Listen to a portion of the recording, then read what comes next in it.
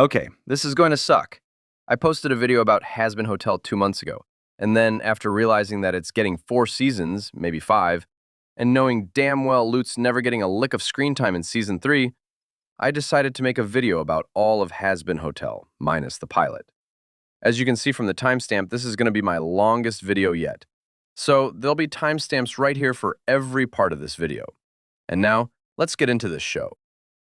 In case you don't know, Hazbin Hotel is an indie animated series created by Vivian Medrano. The pilot was released in October of 2019, and eventually it got on Prime as it premiered on January 2024, and the second season on October 2025. People have supported it since it was released, and it has a growing fan base. But there's also been haters, and both sides aren't exactly that nice.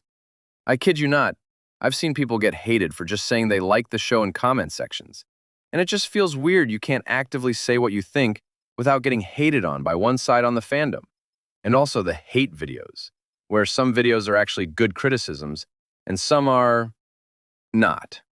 I watched season 1 and 2 when it first came out, liked it, then rewatched season 2 for the loot video, and now I want to review everything just to see if it really was that bad, and I just didn't see it.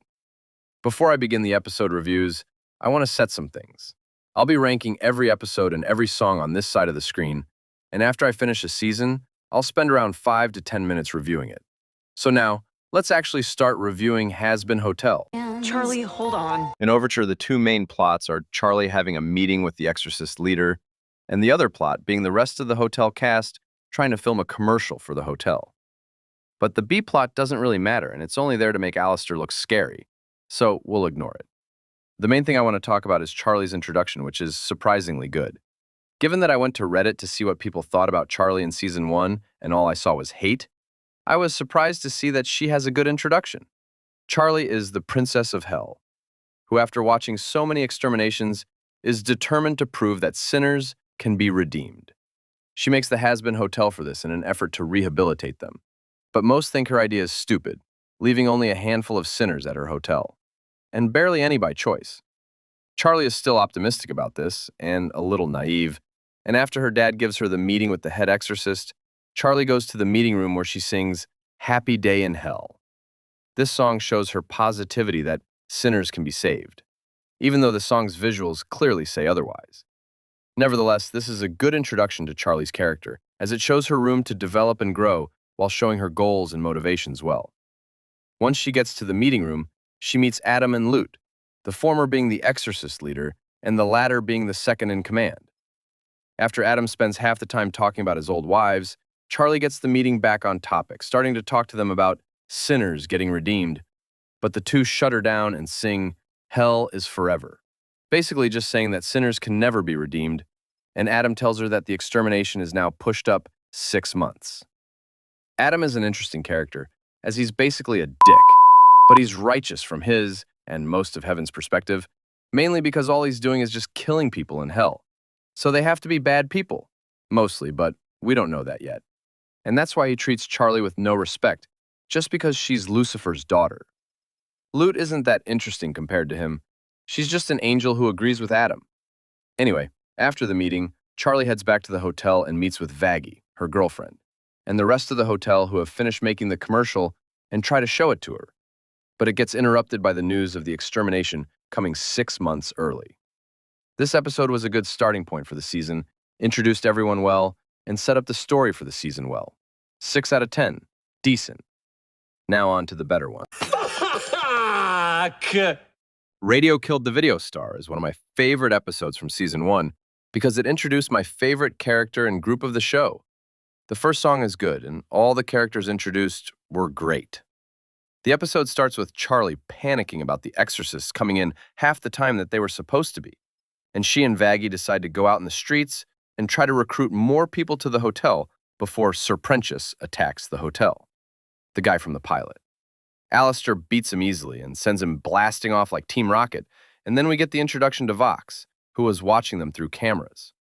After getting a call from Velvet about Valentino destroying everything on her floor in a rage, he goes to her floor after presenting something to the public and showing off his hypnotizing powers again. He does a quick interaction with Velvet before heading back to Valentino, who is currently angry because Angel, his slave, isn't sleeping with him He's instead sleeping at the hotel. Valentina wants to go to the hotel and drag him back, but Vox shuts that down, not wanting to hurt their image. Vox realizes that Alistair is at the hotel as well, and immediately gets on the air, wanting to prove he's in charge now. This is the beginning of Stayed Gone, which is one of the season's best songs in my opinion. This is just a musical fight between Alistair and Vox, and it was fun to watch. The song ends as Vox shuts off the electricity in Pentagram City, and Alistair threatens him. After the fact, the V's come together to discuss what to do about the hotel and decide to send a spy in the form of Sir Prentice. Charlie eagerly accepts him, given that they couldn't get any sinners to come to the hotel, and it takes him a day to get caught. Angel finds him trying to get information, and after he gets caught by Angel and Vaggie, he asks Vox for help, for Vox to say, "Go kill yourself." Charlie gives Sir Prentice another chance, and then they sing the song It Starts With Sorry. Decent song, not much to write about there, and then the episode ends with Alistair and Vox having one last encounter. This episode was great, but the problem I have is that the episode starts with Charlie saying that she's going to get more sinners for the hotel, only for it to be off-screened. I just feel like we could have cut some parts of the episode, mainly the introduction parts for the other Vs, since in the next two episodes, they're mainly involved in the main plot. Decent episode. Moving on. You better show some respect. This episode has two main things. Plot A being the Overlord meeting, and Plot B being the hotel cast doing trust exercises. Let's talk about Plot A first, since it has the more important stuff for the episode. Alistair's going to the Overlord meeting, and Vaggie instructs him to dispose of the Egg Boys, since they're causing problems for the hotel. Alistair agrees, and they come with him as he's walking to the meeting. On his way there, he meets Zestial, another Overlord who's older than him. They talk about where Alistair's been for the last 7 years, and why Alistair's supporting the hotel. They get to the building and Alistair orders all of the Egg Boys to stay there, but Frank accidentally gets in the elevator. All the Overlords get in their seats, and then we get the introduction to Carmilla Carmine, who is the de facto leader of the Overlords. Then we see Velvet arrive as the representative of the V's, who also reveals the dead angel from episode 1. And the main reason I didn't say anything about that then is because it doesn't matter that much. Velvet suggests they go to war with heaven, but Zestial and Carmilla disagree with her, starting Respectless. This is a great song, and it's another musical fight. Again, I'm not complaining, it just seems a little strange they did 2 for 2. The song ends as Carmilla shuts the meeting a few minutes after it started. So everyone leaves, and Alistair instructs Frank to spy on Carmilla and Zestial's conversation. Frank does exactly this, and finds out that Carmilla is the one who killed the angel. And this feels very wrong to me. Episode 1 set up the murder mystery, but then Episode 2 did nothing with it. Then Episode 3 reveals it. The writers don't try to set up anything and instead just reveal it too early. It would have been more interesting to let the hotel, or another group like the V's or a person like Vaggie, actually know about this so they would start, or at least try, to investigate it, so it would be more impactful when it's revealed. True, Alistair needs to know about this for reasons, but we don't need to know Alistair knows she did it. For example, once Alistair tells Frank to go spy, we cut back to the hotel, and then at the end, we see Alistair come back with Egg Boys. So we have no idea if Frank got any information. Going to the hotel side of the episode, Charlie's idea is to do trust falls, which barely anyone wants to do, so they try Angel's idea instead, which is a sex club. With that obviously not going well, Vaggie does her idea, which is going into a war zone. Charlie and Vaggie fight about this, and Vaggie wants to be alone, prompting Charlie to leave and gather the rest up. This is where she and Carmilla sing Whatever It Takes. But instead of talking about that, I want to talk about Vaggie because she doesn't interest me. That doesn't matter since a lot of characters in the show don't, but Vaggie doesn't feel like a character. She feels like Charlie's girlfriend. She doesn't have much or any character outside of Charlie. She's either supporting Charlie or she's being grumpy. I don't know who she is outside of Charlie, because she's basically Charlie's supporter and nothing else. After the song, Vaggie comes back to the hotel. Charlie apologizes to her, and Alistair comes back with the Egg Boys. The episode ends with Frank revealing that Carmilla killed the angel, but Prentice doesn't believe him as they go to sleep. This episode has so much potential, but it isn't used well. Hopefully the next episode is better. Wait, why is he here? A loser. This episode is mostly angel dust focused, which I mostly like. The bad part is he's here, so I have to tolerate him for half the episode. The episode begins with the hotel crew watching one of Angel's films, which no one likes, and then he gets a call from Valentino, who says he has to go shoot a film, despite Charlie trying to get him to stay. After he leaves, Vaggie tells Charlie that she should go to Valentino to tell him that Angel's busy today. This is a dumb idea just because Vaggie knows Charlie isn't confrontive and probably should have gone with her. But too late. At Valentino's shooting area, Angel is recording when Charlie goes in and then causes an accident, making Valentino bring Angel Dust somewhere private and chokeslams him. After revealing he owns Angel's soul and his real name is Anthony, he then tells, or rather threatens him, to get Charlie to leave. He does that, and Charlie leaves crying. Next, we see a montage of Angel filming while hearing the next song, Poison. And it's a good song, don't get me wrong, but it doesn't really match the vibe of what I was thinking it would be. Since this is a song about Angel getting used as a sex worker, I thought the song's tone would be a little more darker, but that's just me. After Angel's done, he heads to the hotel bar where he and Husk talk about how he's being so fake, causing him to lash out again and leave angry. Vaggie tells Husk to get him back, so Husk goes to the bar and grabs Angel. As he's dragging him out, Angel gets away from him and the two have a fight, it coming to a climax when Husk tells him to drop the act, making Angel lash out again and say the reason he's getting drunk and ruining himself is that if he ruins himself enough, Valentino will leave him alone. After hearing this, Husk opens up about his backstory, which was his being an overlord before losing mostly everything and having to turn to Alistair. Then they sing Loser Baby, and it's a good song. Before they can finish singing, the guys that Angel is hanging out in the bar with start attacking them, but the two easily kill them. As they go back to the hotel, Charlie apologizes to Angel about what happened. He accepts, and Husk and him go have a drink to end the episode. This episode is good, but I just have some problems with it that matter a lot about what this episode does. You're like the child that I was. What? Episode 5 is the episode where I complain the most, so this section will probably be longer than any other part in the Season 1 section. The episode begins with Charlie once again panicking about the exorcists coming down soon, and Vaggie asks her to call Lucifer, which she doesn't like because she thinks he caused the exterminations, even though her mom is right there, rallying the sinners to start a war.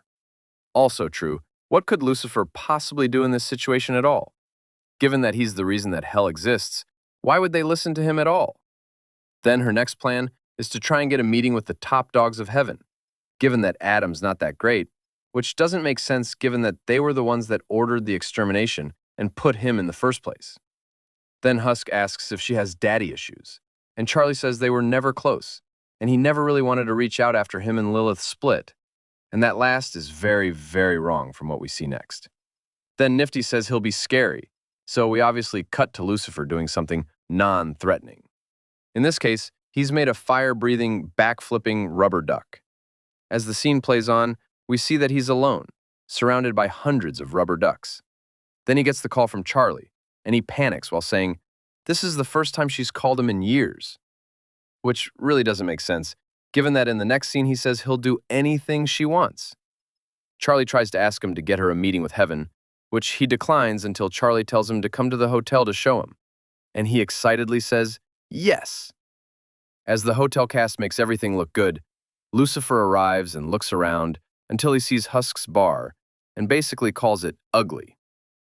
Alistair takes offense to this and immediately starts arguing with Lucifer. Charlie stops the argument and introduces him to the other guests of the hotel before a chandelier almost falls on him, starting Hell's Best Dad. This is one of the best songs of the show just because it sounds great, the visuals are amazing, and it really shows how insecure Alistair is.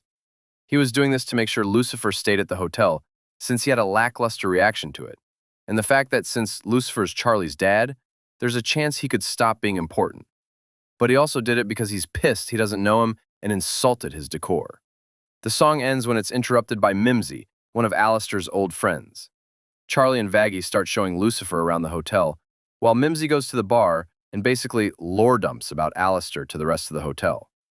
Husk talks to Alistair, makes a comment about Alistair being under a leash, and Alistair immediately snaps and threatens him because he's insecure. Because he's right. Alistair, is not a normal sinner. The second he got in hell, he was pretty much the strongest sinner around. And it's pretty obvious that he had to make some sort of deal for being this strong. And given that he's been gone for 7 years and no one really respects him anymore, he generally is very insecure about this. When the tour finishes, Lucifer tells Charlie that sinners aren't good people. And then right on cue, people attack the hotel because Mimsy hadn't paid back her loan. Alistair easily takes care of it, and inside, Charlie and Lucifer are still arguing. And then Charlie says he's doing this for her, which is bullshit because Alistair has said multiple times that he doesn't care about Charlie's goals. After all of the grunts have been defeated, Alistair asks Mimsy to leave since she poses a threat to the hotel. And she does. Charlie and Lucifer are still arguing about why Lucifer won't give her the meeting with heaven, and then it transitions to More Than Anything. This song is good, but I want to talk about how Alistair unironically helped Charlie get the meeting. He's the one who stepped in to fight off the mob grunts, and the reason why Charlie said Lucifer didn't have faith in her, leading to them reconciling. This could have happened otherwise, but it's a detail I wanted to point out. The song ends as Lucifer agrees to give her the meeting and leaves, and Charlie tells Vaggie they're going together, much to her discomfort. This is one of the episodes that I can't really watch without seeing all of the flaws. The songs and the characters introduced were good, though. But she was right, Sarah. Sorry that got in there somehow. Anyway, time for me to yap about heaven. Charlie and Vaggie are going to heaven this episode, and when we're introduced to the angels, St. Peter, Emily, and Sarah, who introduce us to heaven as they sing Welcome to Heaven, which is a good song. When I looked at heaven, you want to know what I saw? Hell with a new coat of paint. When you compare the two, I see practically the same thing. Heaven is where you're supposed to have everything you could possibly have and have a good afterlife. But you can have the same in hell, too. Hell, it's basically just earth with immortality. You wake up, go to your job, get money, and go home. I'm not saying heaven is bad, I'm saying that hell has no consequences. If you're in hell, the only thing you have to worry about is having a good life, and the exterminations every year, and you can survive them if you're smart enough. Meaning if you were in hell during the early days, it was mostly fine. So I have one question. What were they doing? Like genuinely, what were they doing? After Charlie goes to look around, Adam and Lute go to Vaggie, and we learn that Vaggie's an angel. And this is a really good plot twist. If there was setup. I genuinely can only remember a single moment where it was foreshadowed that Vaggie was an angel, was her eye, since it looks similar to the exorcist's masks, but I didn't think it mattered that much. But hey, I can deal with this. As long as they do it meaningfully and it actually matters later on, the meeting begins and I have to say something immediately. Sarah's incompetent. I'm just saying straight up, was there no other way to deplete the sinner population? Because as you remember, you have God on your side, and you can spam holy light blasts that can instantly decimate any sinner. If Adam can do this consistently, and seraphims are way more powerful than him, why are you scared of the sinners? Besides, how would they even get up there in the first place? And then, they don't know how to get to heaven. Sarah even called Adam the first person to get to heaven, even though Abel exists. And now to talk about Emily really quick. She doesn't really feel like anything except Charlie in heaven. I just didn't really know how I was supposed to feel about it, especially since she was only in one episode, but she's fine. Back to the story, they start singing You Didn't Know. It's revealed to the court that the exterminations are happening, and the song ends with Vaggie getting revealed as an angel to Charlie, and Charlie getting denied, and both of them getting sent back to hell. This episode is the other one that I can't watch without seeing all the flaws. Well, at least the next episode is better. Out for love. The second last episode of the season, and it's another two-side episode. One part is about Charlie rallying sinners to be an army for the hotel, and the other is Vaggie getting angelic weapons to arm the army. The episode begins and no one is upset or angry at Vaggie being an angel, even though she apparently killed thousands of sinners. Charlie's in her room, realizing that they have no chance against the angels, and Lastor offers her a deal that if she does him a favor that doesn't harm anyone, he'll tell her how to kill the angels. Charlie accepts since this is a good deal in her perspective, and Alastor tells her that Carmilla knows how to kill the angels, and Charlie tells Vaggie to go to her while she and Alastor goes to see a friend of his, to rally an army. Charlie and Alistair go to Cannibal Town and they meet Rosie, another overlord and Alistair's friend, and she says that to get the army, she has to rally them herself. After getting rage-baited on the first attempt, she gets a pep talk from Rosie. She sings "Ready for This" and gets the cannibals to fight for her. In Vaggie's case, she goes to Carmilla and she reveals that angelic steel can kill the exorcists. And back to focusing on Sarah's slander, you're telling me that you've never thought to equip the exorcists with angelic armor? Like, at all? Not even this year when someone got killed? Yeah, more proof she sucks at her job. Anyway, the two fight during Out for Love. Great song, by the way. And Vaggie regrows her wings and convinces Carmilla to supply them. Charlie and Vaggie reconcile and head back to the hotel to end off the episode. This episode was good with barely any problems, but this show needed more episodes. We barely have time to explore the world and characters, and we've barely touched the topic of redemption for this whole show. Charlie and Vaggie's fight really didn't matter because I know with the 8-episode time limit, they don't have time to stretch it out because they have other things to do. But hey, at least the final episode will be good, right? That could have been ugly. The last episode of Season 1, this better be good. The episode begins with Vox watching the hotel crew train the cannibals and getting ready and mocks them for this. Charlie gives a speech to everyone. We see Alistair and Nifty actually interact, and then Charlie and Vaggie sing More Than Anything Reprise. It's the same song, so I won't rank it. It'll just be on the same point as the original.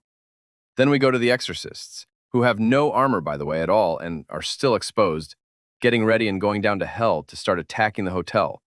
The cannibal army gets ready to defend the hotel, and the battle begins, and then Alistair makes a shield that killed angels on impact. Which doesn't make sense for obvious reasons. Anyway, the fight goes on, and Adam breaks the shield and starts fighting Alistair. And for some reason, this guy isn't using angelic weapons. And I don't know why. This guy was using his tentacles to use angelic weapons to kill angels before. So why doesn't he use it now? Alistair puts up a pretty good fight, but Adam just uses his guitar and breaks his staff and gives him a really big scar on his chest. He retreats, and then Adam starts spamming light beams everywhere. Sir Prentius goes to stop him, kisses Cherry Bomb, then starts charging up the death laser. But then Adam sees him and insta-kills him. I really don't like this part because this makes it look like he was killed off for a joke and not have at least an interesting death. Charlie gets really mad at Adam for this and finally transforms into her full demon state. So she'll fight against Adam, right? Right? She stabs him once and proceeds to do nothing against him. And this is the thing that really bothered me here. Charlie did nothing in this fight that really mattered that much. In fact, her biggest contribution was getting the army and Lucifer here. Vaggie and Lute fight, and Vaggie being weaker than Lute surprised me, since she trained with Carmilla for this purpose. Nevertheless, Vaggie traps Lute under rubble and leaves her there, forcing Lute to rip out her arm. Back with Charlie, she's about to get beat by Adam until Lucifer steps in and proceeds to beat him up with barely any effort. Adam does try to hit him with more light blasts, which in the process destroyed the hotel. Charlie stops Lucifer from killing him, but Nifty kills him anyway. The exorcists fly back to heaven, and all of the characters sing the final song of Season 1, Finale, fixing the hotel back up and making it look way better, while the V's get set up for being season's villains, and Alistair pretending he'll be a villain next season as well. The season ends with Alistair coming back to the hotel, and them looking up at the hotel. There's 2 scenes after this as well. One being Sir Prentius getting redeemed in front of Sarah and Emily, and Lute telling Lilith, who's in Haven by the way, to go down to hell and stop her daughter. This season had a really big pacing problem because of the episode count. It feels like we had time to focus on redemption and we just put the main topic on the back burner and focused more on the war with heaven. And they knew they were getting a season 2 as well, so we really didn't need this. My suggestion would have been to push the heaven war to season 2 and make this season about redemption. It doesn't really matter who's the main antagonist, just have us explore what the show's about. For what they did, it's decent enough. But after rewatching the pilot, I feel like they could have done much better with the story they'd already set up. But hey, if it's good, it's good. Now for the season that changes everything.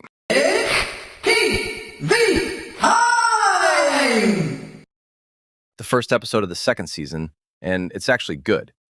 The episode is about Charlie trying to actually convince people to stay at the hotel and the V's scheming to get and take over heaven. And this episode really shows how Charlie is really screwed.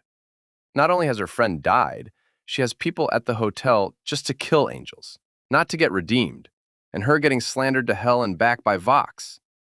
Then we meet Baxter, who is new Pentious, and we hear the first song of the season, Hazbin Guarantee/Trust Us, which is Charlie trying to convince people to actually stay at the hotel, and the V's doing the pump and dump with their employees and fires them when they're worthless.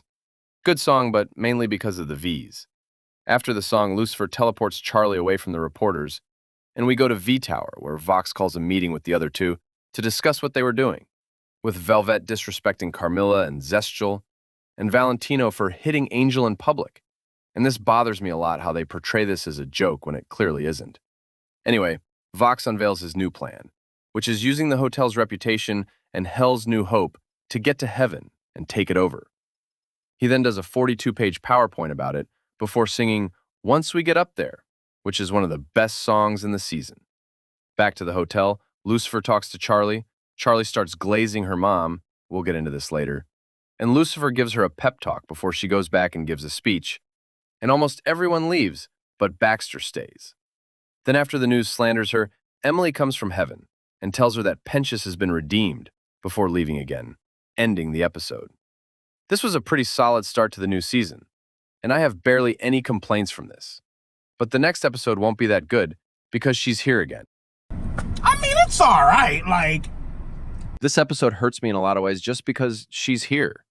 The episode begins with Pentious being chained up in court, and everyone's panicking about the snake being here, and that Hell knows how to kill angels.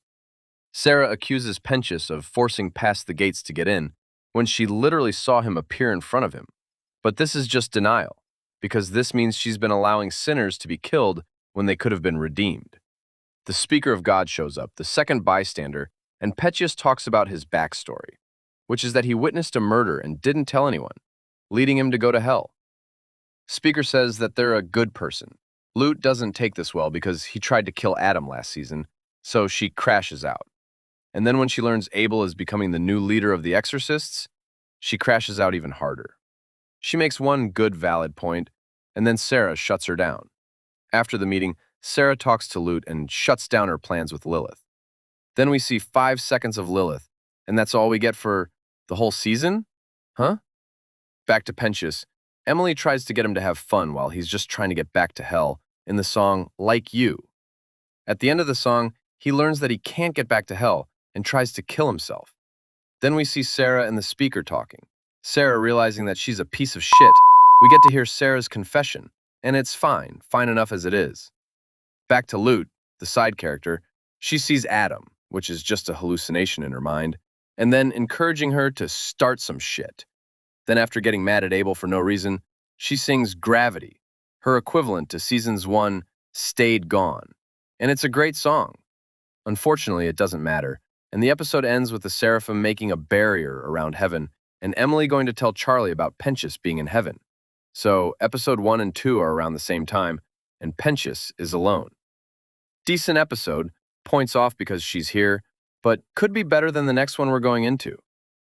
No. Wait. Ah, yes, the episode where we start to see Charlie's character regression happen. Good times. Episode begins with Charlie being excited that Pentious got redeemed, and then getting the bright idea to call Vox Tech for an interview. I have no problem with Charlie being excited about Pentious not only being alive, but redeemed, and proving her idea of redemption right. True, she doesn't think until too late that she has no evidence except that an angel told her, but that's what she's done a lot. The problem arises from what she does after it.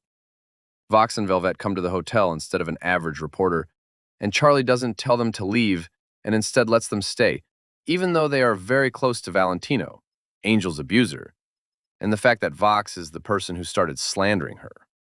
Cherry Bomb talks to Baxter, and we learn that him and Pentious used to work together before Baxter started experimenting on the Egg Boys. Then Pentious and Cherry Bomb sing Piss, and it's a decent song. Back at the hotel, Vaggie and Angel criticize Charlie for bringing the V's here, and Charlie ignores it and then asks Angel to be her experiment to prove that redemption works, even though she has no idea how to redeem him, and also ignores that he won't be comfortable with this.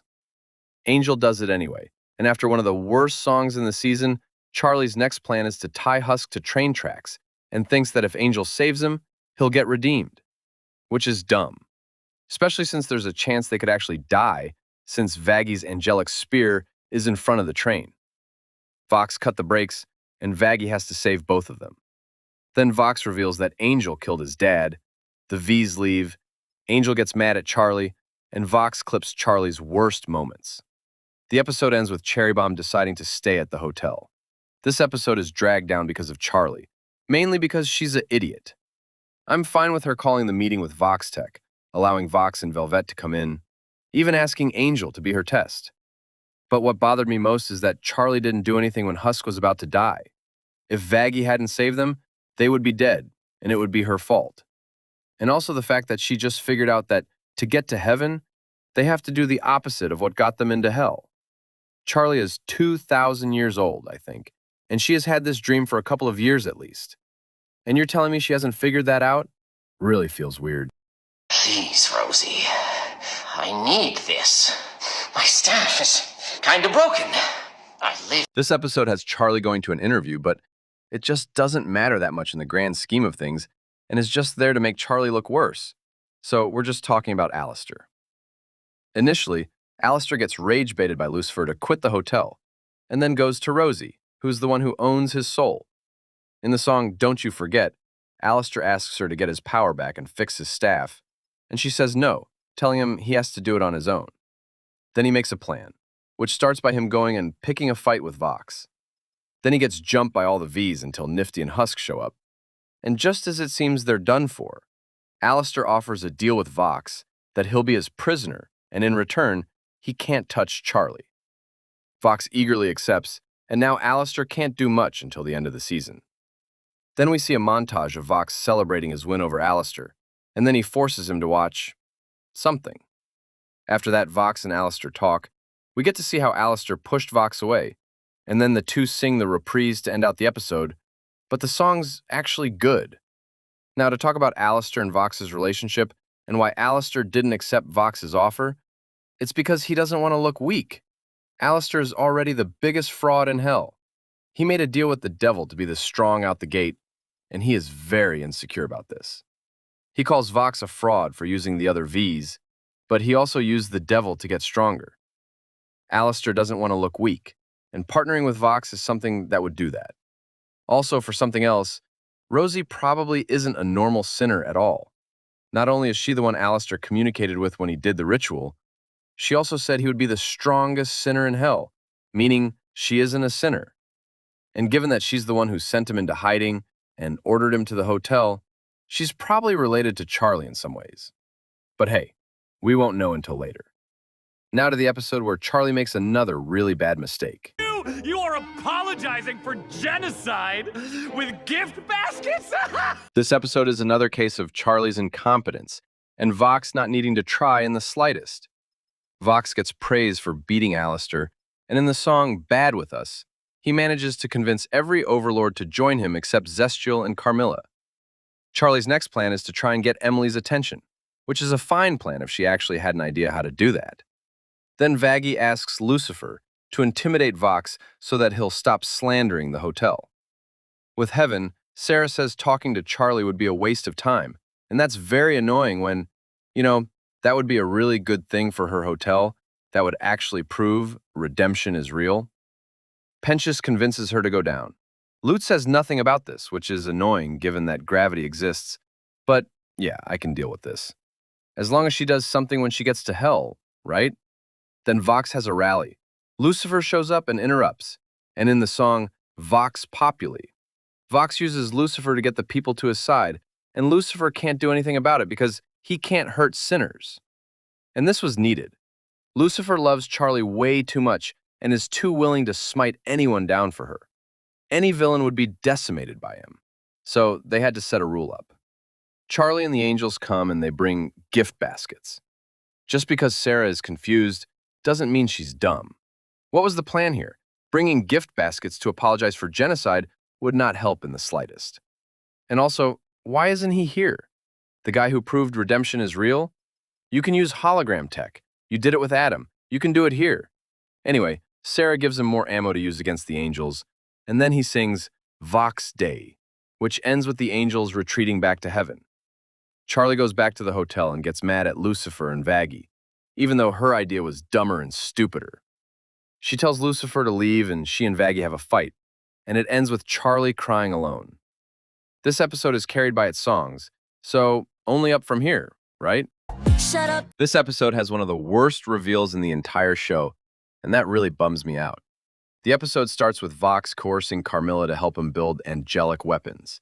And it did make sense she said yes to this decision, but she's no backup at all in the slightest, just in case something went wrong, especially with this guy being in control.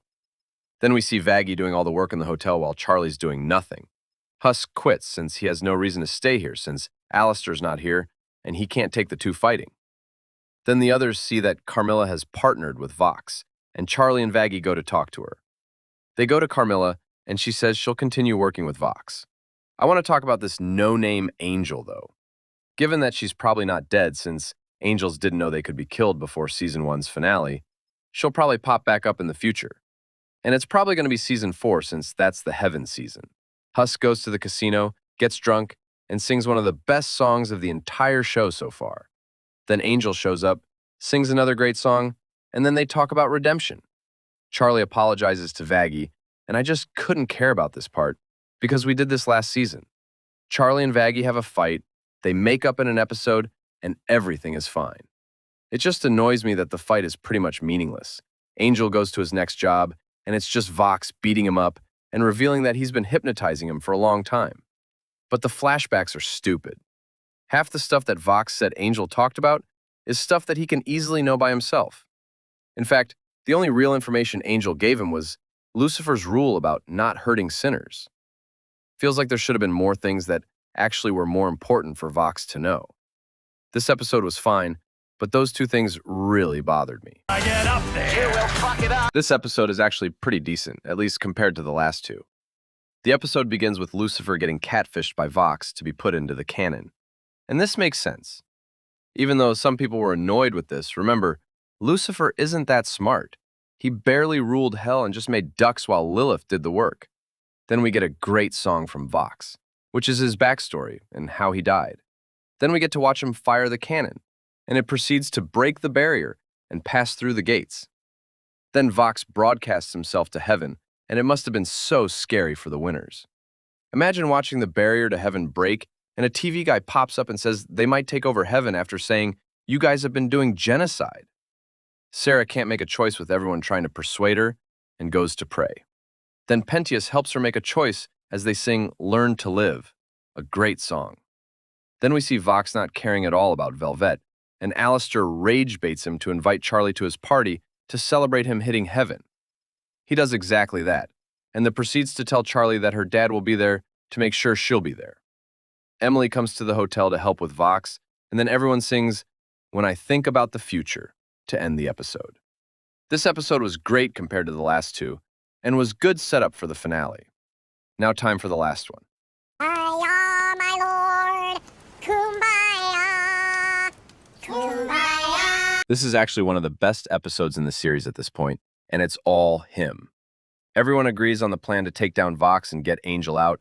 Charlie and Vaggie go to the celebration while the rest go to Vox Tower, so Baxter could hack into there, and so Husk and Cherry Bomb can find Angel. Both plans work, but even though Baxter is able to hack into the servers, the connection doesn't work. Alistair uses his deal with Charlie to get her to say Vox is the strongest sinner in hell, breaking the deal with Rosie.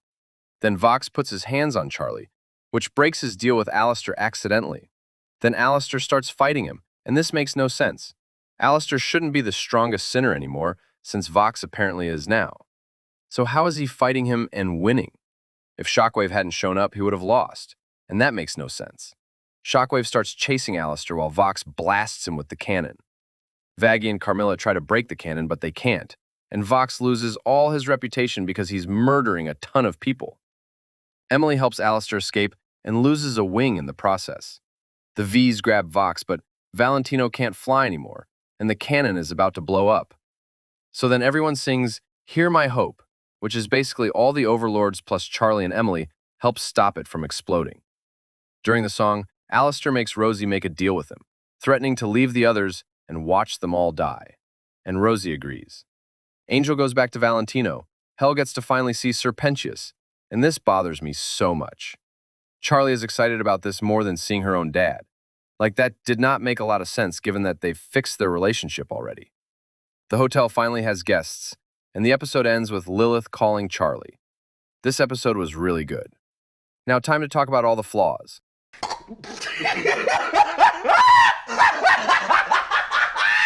This season was done really well, better than the last one. All the songs are absolute bangers, the villains are amazing, and all the fights are great. I've already discussed all of my problems except two, Charlie and Vaggie. For Charlie, my problem is that she's not handled great in this season and isn't that strong. I'll go more in depth in my individual video on her. But she hasn't beaten any of the main villains by herself. For Adam, she landed one hit on him before Lucifer did the rest of the work. And for Vox, Alistair did all of the work in defeating him. It makes no sense considering she's supposed to be strong, but never actually does anything when she needs to. Especially with how people were hyping her up before Season 2 released. Maybe she'll do something in Season 3, but with the track record, I don't have high hopes. For Vaggie, her subplot this season was useless. It was about her choosing a new name, which could have been really interesting, but instead, every episode they just randomly say a name once, and that's it. And then at the end, she just takes the E off. What was the point? There was no reason to even add this in at all, and they could have just said the name change at the start of the season. Now, for the biggest complaint about the show, it needs more episodes.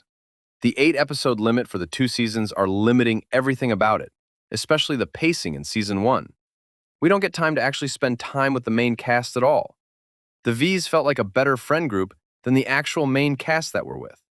And now for the last complaint I have, Loot isn't going to be a villain next season. I thought about it for a while, and I realized that we have too much stuff already going on. We have 3 villains next season, excluding her, which is already much. And when you take into account what they did last time, when they set up 3 villains and sidelined 2 while they gave one the main spotlight, and the fact that every villain in Season 3 will have a connection to the main cast except Loot. Alistair's debatable, but it's Alistair, so he's obviously going to be in the season. And since Season 4 is the Heaven season, it makes sense for her not to be very important, even though they already set her up. Thank you all for watching this video. By the time I've uploaded this video, we've hit 500 subscribers, so thank you for subscribing. If you've watched this far, please like and subscribe, and I'll see you next time. This is Mr. J, signing off. See ya!